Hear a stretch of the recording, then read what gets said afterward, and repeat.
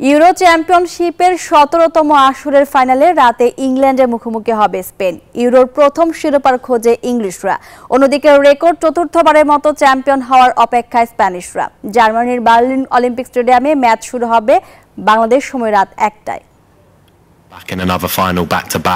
এটা আমাদের জাতির জন্য একটি বিশাল মুহূর্ত। আপনি জানেন ২০২০ সালের পর আবারও আমরা ফাইনালে ফিরে এসেছি। অবশ্যই গেলবারের মুহূর্ত ভুলে গিয়ে শীর্ষে যেতে চাই। আমরা দেশের জন্য জিততেই এখানে এসেছি।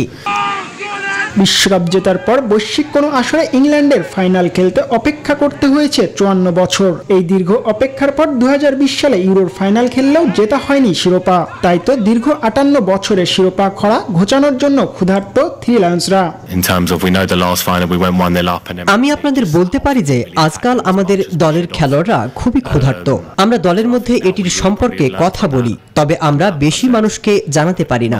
কিন্তু আমরা একে অপরকে বলি চ্যাম্পিয়ন হতে চাই। আমরা এটি আরো একবার করতে চাই এবং এর জন্য আমরা প্রস্তুত রয়েছি। ইউরো চ্যাম্পিয়নশিপের প্রথম শিরোপা ঘরে তুলতে হলে ইংল্যান্ডকে হারাতে হবে স্প্যানিশদের। তার জন্য বার্লিনে দায়িত্বটা নিতে হবে তরুণ বেলিংহাম, ফোডেনদের সঙ্গে অভিজ্ঞ হ্যারি কেনের। জিহাদ আল হাসান, নিউজ 24।